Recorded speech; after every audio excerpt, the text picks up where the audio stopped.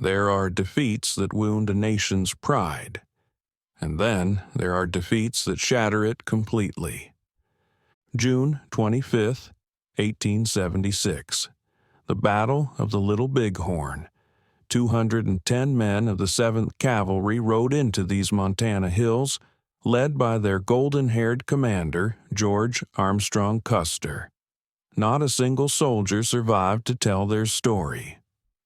It wasn't just a military disaster.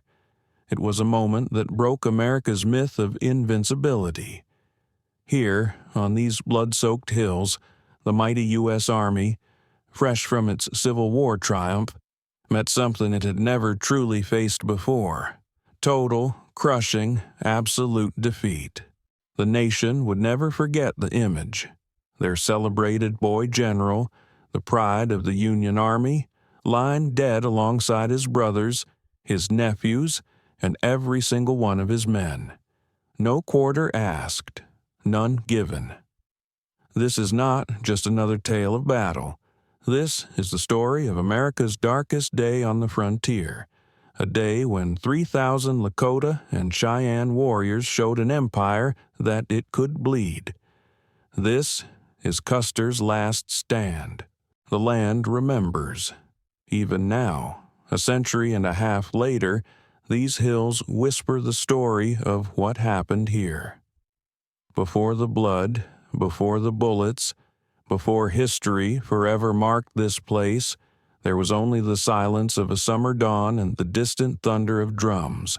In the valley below, the largest gathering of Plains tribes in history made their camp. 3,000 warriors strong, Lakota, Cheyenne, Arapaho, all drawn together by whispers of gold in their sacred Black Hills, and the soldiers who hungered for it. Their campfires dotted the valley like fallen stars, while the smoke of 3,000 lodges rose to meet the morning sky. The drums spoke of war, of resistance, of a last desperate stand against the tide that threatened to drown them. But high above, on the ridgeline overlooking destiny, one man heard those drums and smiled. George Armstrong Custer, the boy general, the Civil War hero, the man who would make history, though not in the way he imagined. His golden hair caught the first light of dawn as he surveyed what he believed would be his greatest victory. His scouts had warned him. Too many warriors, too much risk. But Custer had stopped listening to warnings long ago. Pride has a way of turning drums of warning into drums of war, turning voices of caution into whispers of glory. And on this morning, June the 25th, 1876, Pride rode with golden epaulets and a cavalry saber, leading 210 men toward their final dawn. The wind carries dust from both camps now, the massive Native American encampment in the valley and the small cavalry force on the ridge. Between them, the Montana earth holds its breath, knowing it will soon drink deep of history. Something is about to be finished here, in this valley of ghosts, though not what anyone expects. This is how the storm begins. This is how legends die. This is how history bleeds. Welcome to the Little Bighorn. Dawn bleeds into morning, and with it comes a decision that will echo through time. Custer stands before his officers, his confidence casting a longer shadow than his command. The map between them shows what they know, or think they know, of the valley below. But maps can lie, and knowledge can be a dangerous thing when it's incomplete. The boy general's reputation precedes him like a herald, last in his class at West Point, first to charge into battle, a man who built his legend on audacity and luck during the Civil War. But the Plains are different. Here, the enemy isn't bound by the rules of conventional warfare. Here, the land itself becomes a weapon. His officers shift uneasily as he outlines his plan. split the regiment, divide their forces, a classic pincer movement that had served him well in Virginia. Major Reno will strike from the south, Captain Benteen will sweep wide to prevent escape, and Custer will claim the glory with a charge straight into the heart of the camp. 210 men, divided 3 ways, against what they will soon discover to be 3,000 warriors. In the valley below, the morning sun glints off rifle barrels. New weapons, traded for gold, just as deadly as any army issue. The warriors are not the poorly armed fighters Custer expects. These are veterans of 100 battles, men who've been fighting soldiers since they were boys. They know this land, they've chosen this ground, and they are ready. Sitting Bull has walked this battle already in his visions. Crazy Horse has planned for this moment, knowing the Wasatchew's pride would bring him exactly where they want him. The trap is set. All it needs now is its prey. As Custer mounts his horse, his younger brother Boston adjusts his stirrup. His nephew, Audie Reed, checks his carbine. His brother-in-law, Calhoun, straightens in his saddle. None of them know they're riding into their last hour together. None of them see the shadow of death that rides with them, patient and certain as the coming night. The golden-haired commander raises his saber, sunlight dancing off its blade. Gary Owen! The old Irish battle song rises from the cavalry's throats. Their last song, their last charge, their last morning. The drums in the valley change their rhythm. The warriors mount their ponies. The medicine men lay out their sacred bundles. The stage is set, the actors are in place, and the curtain is about to rise on the final act of what will become known as Custer's last stand.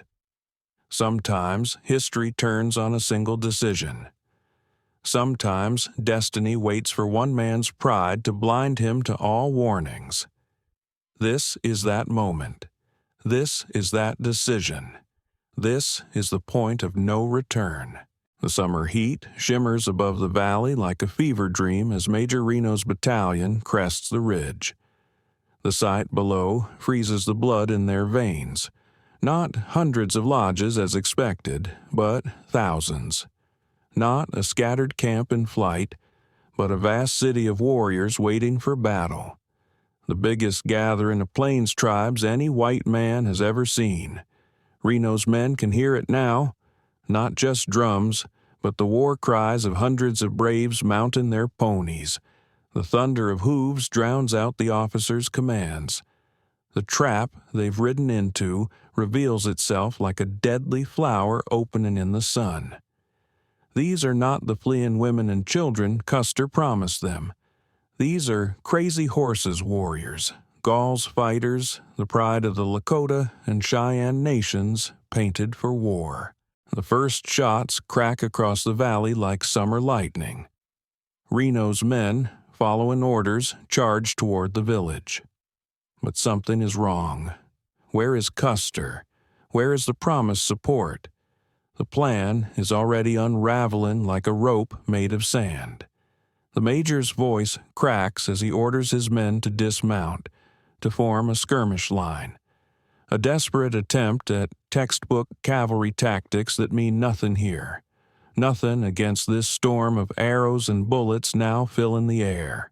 In the village, women and children run not in panic, but with purpose.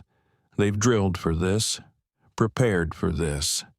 The warriors emerge from behind every ridge, every fold in the land that Reno's men thought was empty. The trap closes like a giant hand. The soldiers' neat skirmish line bends, buckles, breaks.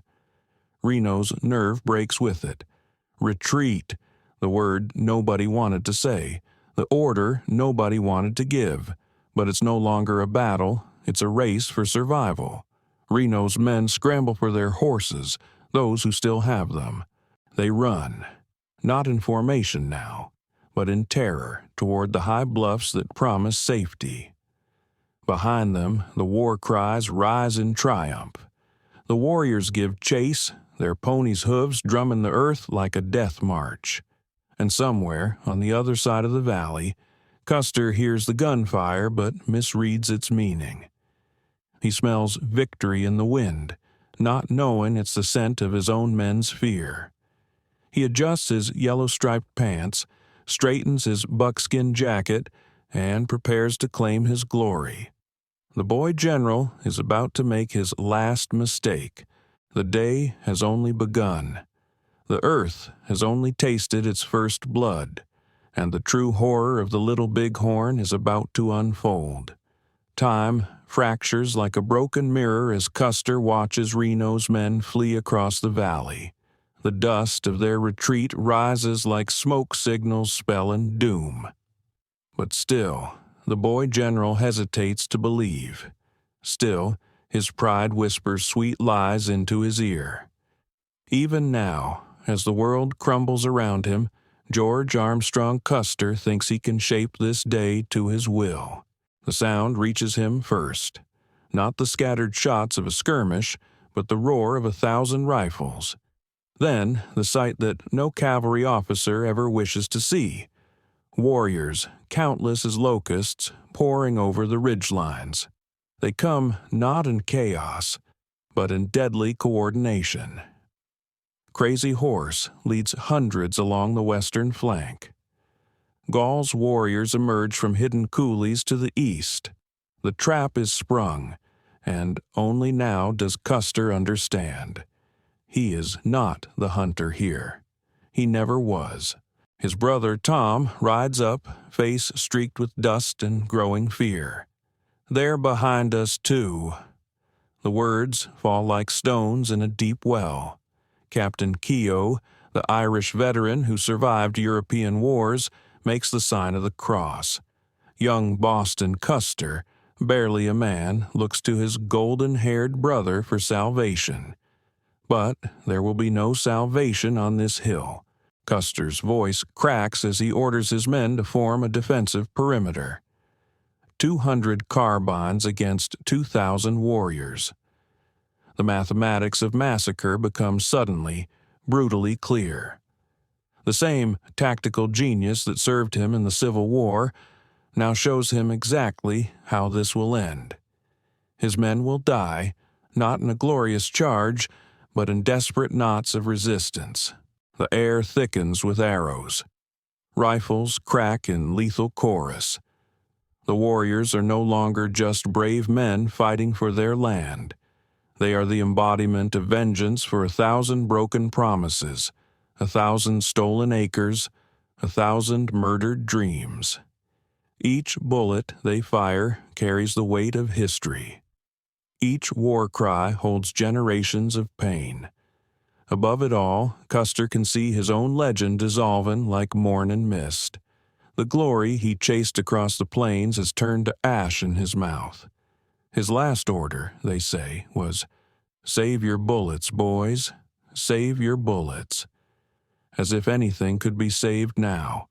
As if anything could stop what was coming.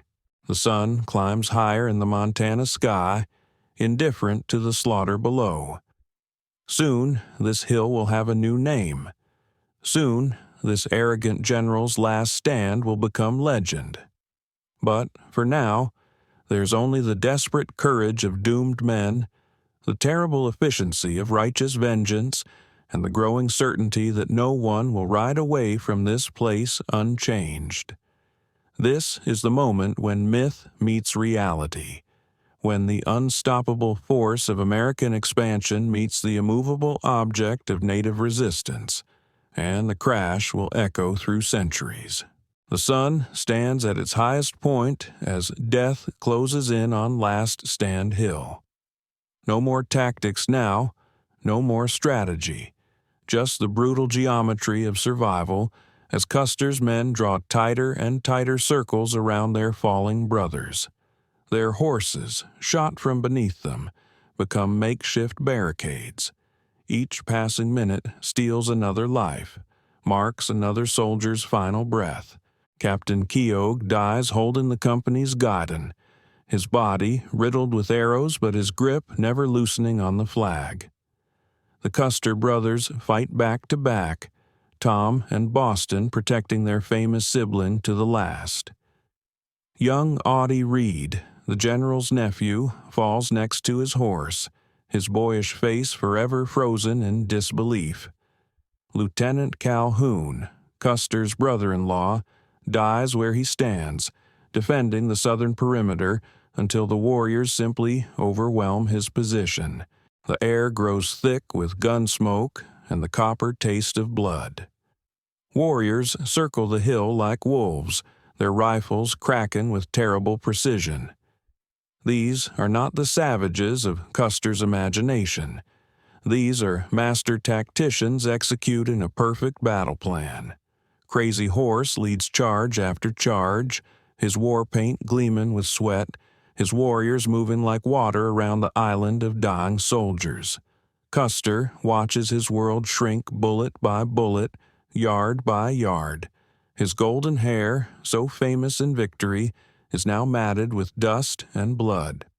They say he fired his last shots with a pistol in each hand, one military issue, one ivory-handled personal weapon. His final words are lost to history, swallowed by the war cries and the thunder of hooves. The end comes not with a heroic last charge, but in desperate knots of men fighting back to back. Some say Custer fell early in the fight, others claim he lived until the final moments. The warriors themselves tell different tales, of a man shooting himself rather than face capture, of a leader fighting until multiple bullets found him, of a legend dying as he had lived, in violence and controversy. What's certain is this: by the time the sun begins its westward slide, the shooting is over. 210 men lie dead on the battlefield. The last chapter of the Custer legend is written in blood on Montana grass. The great victory of the Plains tribes is complete, and with it comes the terrible knowledge that their own doom is sealed. This triumph will bring the full weight of America's vengeance down upon them. The warriors strip the dead of their uniforms but leave Custer's body untouched, out of respect, some say, or perhaps because they knew his corpse would tell its own story. They did not mutilate him as they did the others, believing his hubris had already marked him more permanently than any earthly weapon could. As the sun sets on the Little Bighorn, the victors begin to withdraw. They have won the battle, but history's tide is still rising against them. In the coming years, they will pay for this victory with their freedom, their land, their way of life. But for now, in this moment, they have shown the world that the mighty can fall. That pride goes before destruction, that no empire's reach exceeds its grasp. 2 days of silence follow the thunder. 2 days before they find what's left of the 7th Cavalry. General Terry's relief column approaches the battlefield at dawn, and with the first light comes horror. The summer heat has done its work. The dead lie where they fell, stripped and scalped, their bodies already turning black under the Montana sun. Only Custer remains untouched, as if death itself feared to mar its most famous trophy. The soldiers who find him barely recognize their golden-haired commander. 2 bullet wounds tell his final story, one through the chest, another near his temple. His brother Tom lies nearby, his hand still clutching a spent carbine. Boston Custer's body is found just yards away. 3 brothers fallen together on a hill that will forever bear their name. They count the dead methodically, professionally, though their hands shake as they make their notes. 210 men, 39 Indian scouts, hundreds of horses. The mathematics of massacre now reduced to official reports and telegrams that will shake a nation. Private Pigford, one of the burial detail, will later write, "The sight was too horrible to describe. To keep our sanity, we had to work like machines. But it's what they don't find that haunts them most. No survivors, no witnesses, no one to tell the tale of those final moments. The dead keep their secrets, and the victors have already melted away into the vastness of the plains, knowing that their greatest triumph will soon become their undoing. The power of the Lakota Nation has reached its zenith, and, like all things that touch the sky, it must now fall back to earth. News reaches the East Coast as the nation prepares to celebrate its centennial. The shocking headlines stop the festivities cold. Massacre. Custer's entire command wiped out. The unthinkable has happened. America's golden boy, the hero of the Civil War, has fallen to savages. The public's cry for vengeance drowns out any voice of reason. In Washington, the politicians who sent Custer to his death now use that death to justify what comes next. The army will return, not in companies, but in armies. The Free Plains tribes have won their greatest victory, but in doing so, they have signed their own death warrant. The Little Bighorn will become their epitaph. Sitting Bull, watching his people celebrate, already sees the shadow of things to come. They may kill me, he says, but they cannot kill my name. He knows that this victory carries within it the seeds of destruction. The thunder of hooves will soon be replaced by the rumble of cannons, and the ancient way of life will vanish like morning mist before the rising sun of empire. The wind still blows across Last Stand Hill, carrying with it the whispers of that terrible day, of pride and folly, of courage and desperation, of a moment when the mighty fell and the weakened triumphed, if only for a moment. The grass has grown back, but the earth remembers. The earth always remembers. America's centennial summer turns from celebration to revenge. The news of Little Bighorn spreads like wildfire across telegraph wires, each retelling more desperate than the last. In drawing rooms and saloons, on street corners and in Congress, the cry's the same. Someone must pay. A nation's wounded pride demands blood for blood. The newspapers paint Custer as a martyred hero, his last stand transformed into legend before his body is cold in the ground. Gone are the stories of his recklessness, his ambition, his fatal pride. In death, he becomes what he always wanted to be in life, a perfect hero, unsullied by truth. His widow, Libby, will spend the next 57 years guarding this myth, turning her grief into a cult of personality that shapes the story even today. But while the East mourns its golden-haired boy, the Army prepares its response. General Philip Sheridan, who once said, "The only good Indian is a dead Indian," now has his excuse. Thousands of soldiers pour onto the plains. The greatest gathering of Native American warriors in history begins to scatter before this flood, like buffalo before hunters. Crazy Horse, the brilliant tactical mind that helped destroy Custer, finds himself hunted. Sitting Bull leads his people into exile in Canada, choosing the bitter cold over bitter surrender. The great chiefs who celebrated victory that summer afternoon now watch their world crumble like autumn leaves. Every warrior who counted coup on Custer's men will pay for that honor with interest. The irony is sharp as a cavalry saber. In death, Custer accomplishes what he could not in life. His defeat becomes the excuse needed to break the back of Plains Indian resistance once and for all. The Black Hills, which he died trying to claim, are seized. The treaties, already worn thin, are shattered completely. The great buffalo herds, lifeblood of the Plains tribes, are slaughtered systematically. In Washington, politicians speak of pacification and civilization. Pretty words to mask ugly truths. The reservation system expands like a prison sentence written on the land. The same warriors who rode so proudly at Little Bighorn now face a choice: surrender or starve. Their children will be sent to schools to forget their language, their culture, their very names. Less than a year after their greatest victory, the Free Plains tribes cease to exist as independent nations. Crazy Horse is bayoneted at Fort Robinson. Sitting Bull is shot by Indian police on the Standing Rock Reservation. The warrior societies that humbled an empire are reduced to living on government rations, their weapons confiscated, their ponies shot, their dreams confined by barbed wire and bureaucracy.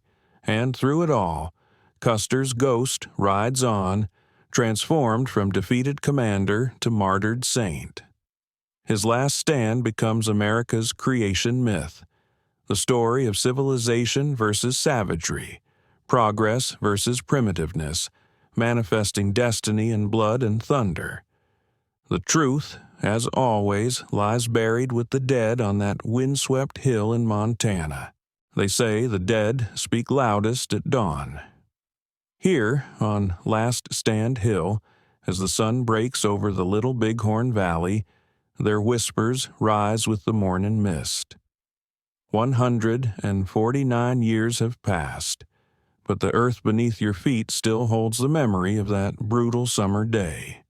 The white marble markers rise from the grass like broken teeth, each one a chapter in America's darkest tale of pride and fall. Time has stripped away the legends, peeled back the myths like old paint, revealing a truth more complex than any textbook dares to tell. Custer's last stand was neither the heroic sacrifice of legend nor the simple massacre of folklore. It was the moment when two worlds collided with such force that neither would ever be the same.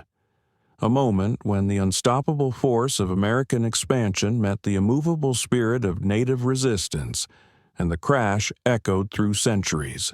Today, tourists walk these killing grounds, taking pictures, reading plaques, trying to imagine the thunder of hooves and the crack of rifles. But look closer. See how the Crow Nation tends these graves with careful reverence, even though they tell the story of their ancient enemy's greatest victory.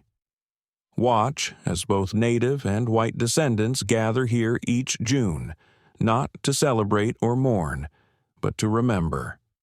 The wind still carries memories of Custer's fatal pride, of Crazy Horse's tactical genius, of Sitting Bull's prophetic vision. Listen closely, and you might hear the last notes of Gary Owen mixing with the ancient war cries, the final prayers of dying men tangling with the victory songs of warriors who knew their triumph would come at a terrible price. This place holds no victory, not really. Only lessons written in blood about the cost of arrogance, the price of empire, the futility of thinking any people can be conquered forever. The Lakota have a saying, "The coward's heart is in his belly. The hero's heart is in the earth." Here, on this battlefield, in this sacred ground, all hearts return to earth as equals. Some say on quiet nights, when the moon rides high over the Little Bighorn, you can still see them. Ghostly cavalrymen riding eternal patrol, warrior spirits dancing between the marble markers. Not enemies now, but guardians of a story that America must never forget. A story of how pride goes before destruction and how victory sometimes wears the mask of defeat. The sun sets on Last Stand Hill, painting the markers blood red in its dying light. Tomorrow, new visitors will come, seeking answers to old questions. But the only truth that matters is written in the wind and earth of this place. Here, history changed course. Here, legends died and were born. Here, America learned that no empire is invincible, no cause is pure, and no victory comes without cost. This is the Little Bighorn. This is Custer's last stand. This is our American story, written in blood and bone, honor and shame, triumph and tragedy. And as long as the wind blows over these Montana hills, it will never truly end.